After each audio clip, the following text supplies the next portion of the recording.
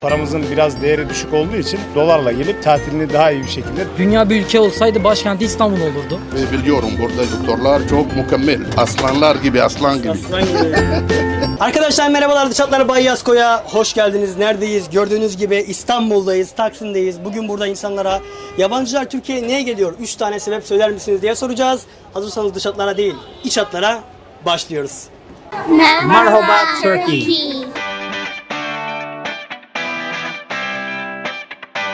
İşte Türkiye'de ilk defa röportaj yapıyorum. Şimdi demek istiyorum ki do you want to join interview ama gerçi burada diyebiliriz çünkü çok fazla Türk yok. Ama İngilizce bilen de çok fazla yok. Buranın şu an Dublin'den bir fark yok. Dublin'de aslında daha fazla Türk var diyebilirim. Hemen bu abiye soracağım. Merhaba, Türk müsünüz acaba? Merhaba, röportaja katılmak ister misiniz acaba? Hi sir, do you want to join interview? Merhaba, röportaja katılmak ister misiniz? Röportaj. 30 saniye. Aa, o da yabancıymış. Ben yurt dışında videolar çekiyorum İrlanda'da. Geçen hafta sorduk. Yabancılar Türkiye'ye niye gidiyor? 3 tane sebep söyler misiniz diye. Yabancılar cevapladı. Bu hafta Türkiye'den aynı soruyu Türklere soruyoruz. Yabancılar Türkiye'ye niye geliyor? Gezmeye geliyor. Paramızın biraz değeri düşük olduğu için dolarla gelip tatilini daha iyi bir şekilde yapabiliyor. Birincisi ucuz olması o zaman. Evet. Bu ülkede 4 mevsim var. 4 mevsimde cennet gibi yani. Değil mi? Öyle söyleyeyim. Ya cennet gibi bir vatan. İnsanlar falan iyi mi? İnsanları illaki iyidir yani. İnsanları kötü değildir ama artık her şey eskisi gibi değil yani. Herkes kendini kurtarabilirim peşinde yani. Soru şu, tamamen yabancı bu İstiklal Caddesi mesela şu an. Niye Türkiye'ye akın akın geliyorlar? Türkiye güzel bir ülke, yaşanılabilir bir ülke. Yerlileri dışında refah seviyesi yüksek. Yani yabancılar açısından söylüyorum. Vatandaş olmasak mı güzel ülke? Evet, aynen öyle. Allah Allah. Tabii ki yabancılar gelince onlara ayrı bir haklar sunuluyor. Bu açıdan güzel ve refah seviyesi yüksek bir ülke. Ama kendi vatandaşlarına gelince yani çok da iyi diyemeyiz yani bu konuda. Peki bir çok açık ve dürüst bir soru soracağım sana.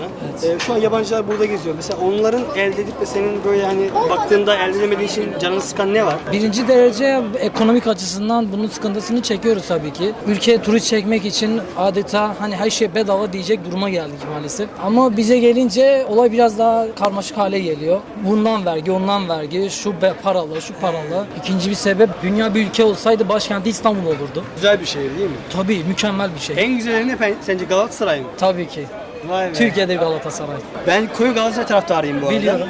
Amerika'da Tabii. yaşıyordum, Texas'ta. Orada soruyordum nerelisin diyorlardı. Türkiye diyordum. Türkiye'yi bilmiyorlardı. İstanbul deyince tanıyorlardı. Evet. İstanbul'dan ne var falan diyordum. İşte Galatasaray falan diyorlar. Hakikaten Galatasaray son zamanlarda tabii o kadar büyük bir Avrupa başarısı yok ama İsmi yeter ya. aynen, Şanı ismi yeter bence. Önceden formayı görünce heyecanlanıyorum. Tabii. Ama tabii tarafsız olmaya çalışıyorum. Şimdi diğer Fenerbahçe ve Beşiktaşlı arkadaşlar linçlemesinler. Ülkenin %60'ı zaten Galatasaraylı. Peki sen yurt dışına gitmek istiyor musun? Evet. Bana 3 tane sebep söyler misin? Para. Yakma bizi.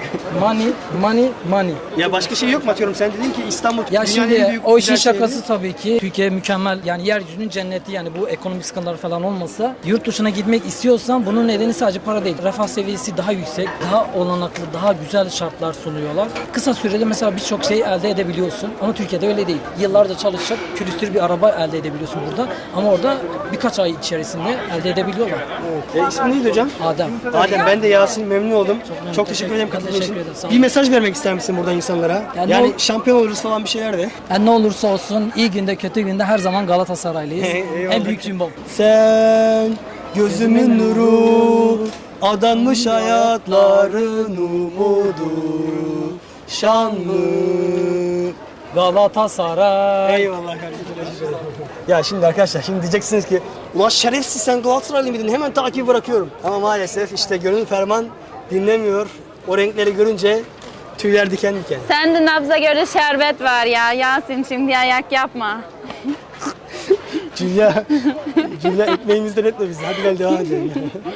Dünyanın her tarafını gezdik arkadaşlar. Amerika'sını da gezdik, Avrupa'sını da gezdik. Altın üstüne getirdik. Gördüm ki İstanbul gibi bir şehir yok. Gerçekten yok. Çok güzel bir şehir. Hani turistler niye buraya geliyor diye soruyoruz ama bence bunun en büyük sebeplerinden bir tanesi de İstanbul. Diyor ya buranın adı İstanbul, bir gözü hep kapalı uyur. Ne alaka ederseniz ben de bilmiyorum. Ya şu havanın güzelliğine baksana. Serin serin kapalı Tabii çarşı, burada cıvıl şimdi cıvıl Mahmut burada Paşa diyor ya. Vallahi ya. Gölgeli yer.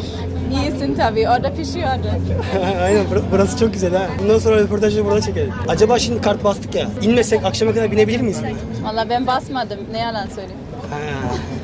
Boş ver. O zaman seninki bugün patrondan.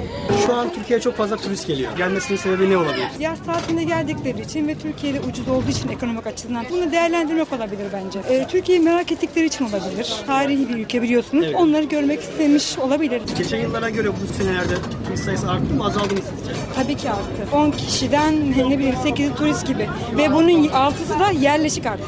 Peki siz yurt dışına gitmek ister misiniz? Tabii ki imkan olursa gitmek isterim. 3 tanesini söyler misiniz gitmek istemenizdeki? Eğitim almak için gitmek isterim. Yani yüksek lisansımı orada yapmak için gitmek isterim. Değişik kültürlerle kaynaşmak anlamında gitmek isterim. Bir de yurt dışında akrabalarım var. Onları diğer amaçlı gitmek isterim. Buradan birçok genç bizi izliyor şu an. Onlara vereceğiniz bir tavsiye, bir öneri. Okumalarını, gezmelerini, görmelerini imkan dahilinde tavsiye ediyorum. Sıkıntı Çok yok. teşekkür ederim, çok sağ olun. Sağ olun. Siz ne? Yusuf. Yusuf, benim ismim de Yasin. Nasılsınız, iyi misiniz? İyiyim. Beğendiniz mi İstanbul'u? Çok beğendim. Ben İstanbul'da 30 sene önce buradaydım. O zaman ben Hacettepe Hastanesi'nde çalışıyordum. Ben doktorum. Türkiye benim için ikinci vatan. Ben Sudanlıyım, Sudan. Ve ben hep söyleyeyim, ne mutlu Türk'üm diye. Vay vay. Evet, Allah Başa Allah. Atatürk. Siz Sudan'dan buraya geldiniz. Buraya gelmenizdeki 3 tane sebebi söyler misiniz? Birinci olarak biz Müslüman ve burada geldiğim zaman çok rahat hissediyoruz. Orada Avrupa, Amerika gibi değil. Her zaman da eminim hiçbir hırsızlık yok. Adamlar çok iyi insanlar. Herkes çok iyi. Herkes çok iyi. Yemek, çok iyi yemek. Yemek çok iyi ya. Bizimki yemekler gibi. Biz burada korkmuyoruz. Müslüman müzeyim var. Topkapı. Ayasofya gidiyoruz. Sultanahmet camiler buradan. Allah şükür. Çok Allah'a şükür. Allah şükür. Peki yemekler nasıl burada yemekler? Dünyanın her yerine gittim. Gittiğim her ülkede aç kaldım ya. Buranın yemekleri gerçekten yok. En çok hangi Burada yemeği seviyorsunuz? en burada? iyi Ağzınız Şimdi- sulandı. bütün yemekler. Bütün yemekleri. Çorbalar, köfte seviyorum, Adana kebap seviyorum, her şey. Ben zaten gurunuyor. Doktorsunuz, bir soru daha soracağım. Türkiye'deki sağlık sistemi sizce nasıl? Sağlık sistemi Türkiye mükemmel. Mükemmel. değil mi? Evet, bizim memleket gibi değil. Bizim oradan çok az, evet çok düşük. Burada çok yüksek. Her zaman ben takip ediyorum arkadaşlar. Ben çok arkadaşlarım var burada. Tanıdığım doktorlar var. Burada çok yüksek gidiyor. Çok iyi değil mi? Çok. Doktor arkadaşlar ne diyor peki bunun Çok iyi hakkında? doktorlar burada. Arkadaşlarım var ve biliyorum burada doktorlar çok mükemmel. Aslanlar gibi, aslan gibi. Aslan gibi yani.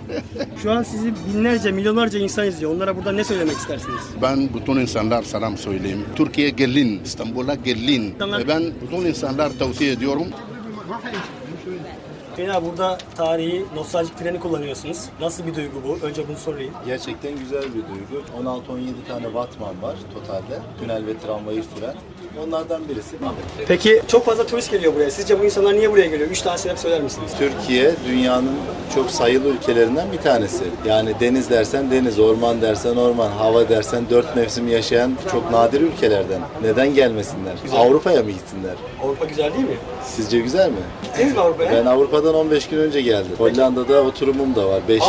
Peki Yani- orası mı? Burası İstanbul mu? Yani kıyaslamak çok ayıp olur yani. Şöyle sorayım, yabancıların Türkiye'ye gelmesi için 2 sebep daha söyleyeyim. Bir de yurt dışına gitmek için 3 tane sebep soracağım size çünkü yaşamışsınız orada. Avrupa'ya 3 kere tatile gittim ama yani benim yaşayacağım bir yer değil. Bu tabii kişiye göre değişebilir ama Türklerin Avrupa'da yaşamasını benim çok mantığım almıyor yani.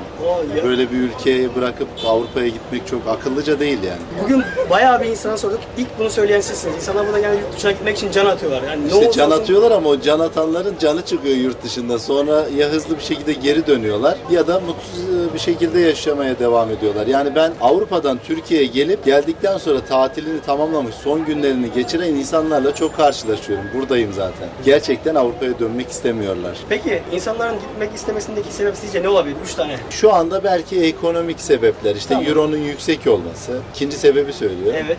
İsteyenler genelde yurt dışına hiç çıkmamış. Hani yurt dışı sanki böyle sahil cenneti gibi böyle bir algı var. Gençlerde bir özenti var. Üçüncü sebep özenti. Bu en önemli. Kardeşim yurt dışına gitmek ister misin? Yok abi istemiyorum ben. Niye? Türkiye daha güzel abi. Allah'ım seni. Yurt dışına gidip ne yapacağım abi? Orada kaybolurum. Bulurlar seni. Bizim CIA'de, FBI'de tanıdıklarımız var. Buldururuz seni. Ama gitmek istemiyorum. Adın ne senin? Hasan. Hasan. Peki sana deseler ki Hasan sana aylık 20 bin lira para vereceğiz. Yurt dışına yaşayacaksın. Gider misin? Yok. 5 bin lira verseler burada kal deseler. Kalırım. Zaten burada kalıyorum abi. Mendil mi satıyor? Bir sürü yabancı insanlar bizi izliyor. İsmini falan ver, gelsinler senden mendil alsınlar. Hasan. Buraya gelsinler beraber gider Yeşilköy'de yüzeriz. Hasan hayırlı işler sana. Gelsinler. Soru şu, yabancılar şu an Türkiye'ye akın ediyor. Sizce gelmelerindeki 3 sebep ne? Coğrafi yapı olarak baktığın zaman Türkiye 4 mevsimi yaşayan bir ülke. Yani birinci sebep bu. Yani bu cadde üzerinde bakın Arap ve hani saçı olmayan vatandaş, ya vatandaş demeyelim, turist diyelim. Yani Belki de %60'ı vatandaştır abi şu an yani çok şey var. Tamam, ikincisi saç ektirmeye geliyor. Üçüncüsü? bakın şimdi Türkiye'de yöresel lezzetler çok meşhur. Adana'nın kebabı, işte Urfa'nın kebabı, Maraş'ın dondurması Maraş'ın abi. dondurması. Lütfen. Hani baktığın zaman Ya şöyle abi, hakikaten dünyanın çoğu yerine gittim ama yemek kültürü çok ayrı bir olay Türkiye'de. Aynen.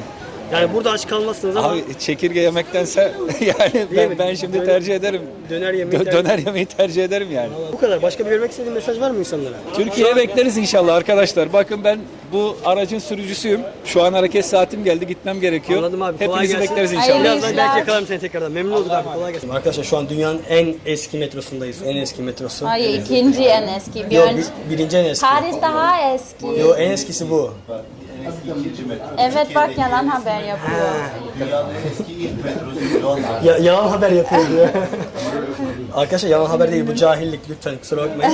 En eski ikinci metrosuymuş dünyanın. Merhabalar abi, nasılsınız? Teşekkür ederim, iyiyim. Siz nasılsınız? Çok teşekkür ederim, biz deyiz. Burada tramvay kullanıyordunuz, biraz önce de röportaj yapamadık dedik. Sürüş bitsin ondan sonra yapalım. Tramvayda Vatman'ın burada 9 yıldır görev yapıyorum. Çok iyi, çok fazla turist geliyor değil mi? Evet. İsminiz ne abi, önce onu sorayım. Yasin ismi. Evet. Ben de Yasin abi ya. Oo. Abi yakışıklı olduğunu anlamalıydım ya, yemin ediyorum. Dediğim gibi çok fazla turist geliyor. Sizce bu insanların buraya gelmesindeki en büyük 3 sebep ne olabilir? Çok sebep sayılır ama en büyük üç sebep sağlık turizmi. Türkiye'deki böyle tarihi yerlerin çok fazla olması. Mesela örnek verecek olursak tramvay. Dünyanın en eski Evet. ikinci tramvayı. Evet, birinci değil. burası ve yukarıdaki nostaljik tramvay. Türk insanının sıcakkanlı olması ve insanlara sıcak davranması. Bu da bir etken tabii değil mi? Mesela 9 yıldır burada çalışıyorum diyorsunuz. İnsanların sıcakkanlılığı gün geçtikçe azalıyor mu Türklerin, yoksa daha bir... Türk insanı aslında hep sıcakkanlı da bazen işte ekonomik zorluklardan ve insanların o anki psikolojik durumundan dolayı kaynaklanan bir soğukluk olabilir. Ama genel olarak bakacak olursak Türk insanı sıcakkanlıdır. Sıcakkanlı, Yani evet, sıcakkanlılığını da kaybedeceğini düşünmüyorum. Peki Yasin abicim, çok teşekkür ederim. Buradan vermek istediğin bir mesaj, bir şeyler var mı insanlara? Yabancı turistlere Türkiye'mize gelin görün. Güzel ülke, tarihi olsun, sosyal anlamda olsun. Güzel yerlerimiz var. Gelin görün diye tavsiyede bulunabilirim. Türk insanına da mutluluk, huzur dilerim. Arkadaşlar şu an Kanal D Ana Haber'in ünlü muhabiri İbrahim Kunal'la beraberiz. Abi ne haber? Merhaba. Kayıtta mıyız? Kayıttayız abi. O zaman hemen böyle başlıyoruz. Abi bu nerede nereye, yemin ediyorum. Bir şuna bak, bir buna bak. Aradaki fark nasıl? Abi bir gün nasip olur mu? Buyur.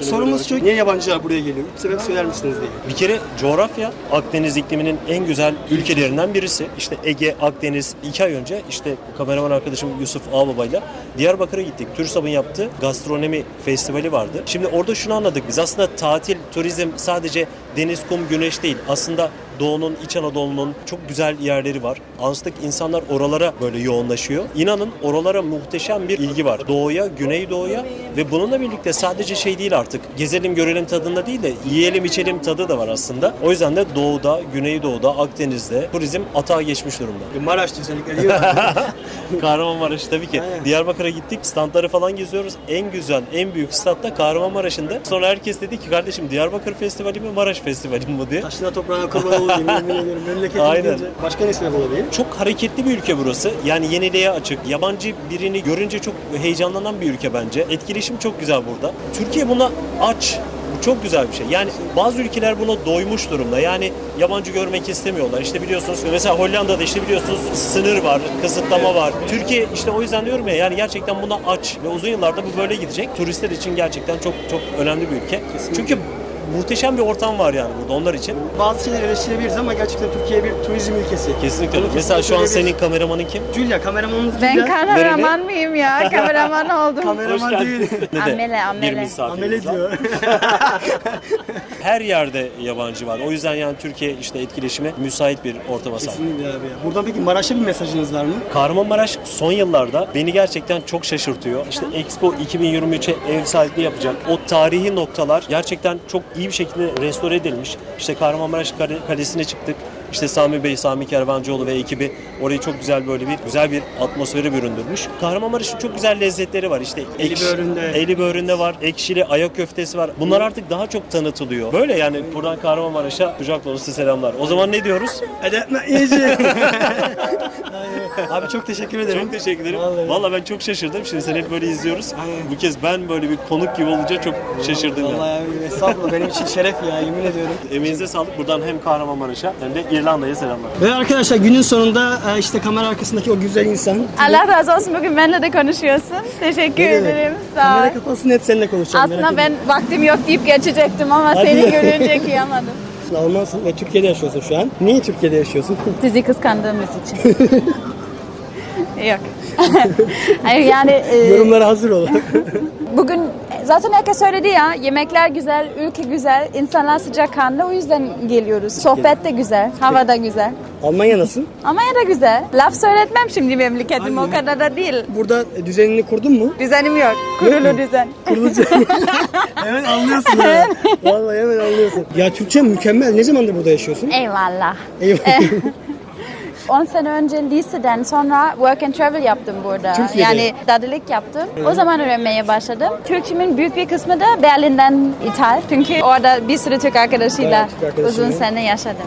Peki Türkçe'ye çok tamamen hakim misin? Atıyorum sana şey desem, Ede ekmek yiyici desem anlar mısın? Yok, anlamam. Anlamaz mısın? Yani benim Türkçem belli sınırlarla birlikte gayet yeterli olduğunu düşünüyorum. Ama aşırı zaman da oluyor. Yani bazı şeyler beni aşıyor. Peki bunun anlamı ne olabilir? Ede ekmek yiyici. Ekmek yiyecek. Ede ne demektir? Evde mi ne?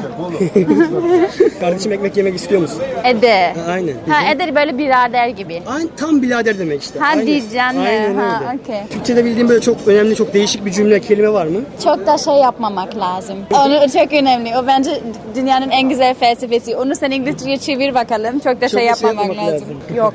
Yok. Aynen Evet. öyle. Almanca ne deniyor burada? Yok işte, O da mı? yok. Neyse çok da şey yapmamak lazım. o zaman. Aynen bence de. İyi. Peki burada seni en mutlu eden şey ne? Güneş. Almanya'da yok değil mi? Az. Çok az. değil mi? Sayılı saatler. Buradan 78-80 milyon insan seni izliyor. Ve bunların çoğu da yurt dışına gitmek istiyor veya işte Türkiye'ye gelmek isteyen yabancılar da var. Onlara ne söylemek istersin? Nereye gidiyorsan senin dertlerin seninle geliyor. Bunu unutmayın. O yüzden bir yerde mutlu değilsen eğer başka bir yerde giderek orada mutlu olma şansınız da daha düşük. O yüzden mutlu olmaya çalışalım. Hepinizi seviyorum. Saygılar. Arkadaşlar Julian kanalını da hemen aşağı bırakacağız. Videomuzun burada sonuna geldik. Videoyu beğenip yorum yapmayı, kanala abone olmayı ve zili açmayı unutmayın. Kendinize çok iyi bakın. Haftaya görüşmek üzere. Memleketten selamlar. Bye bye.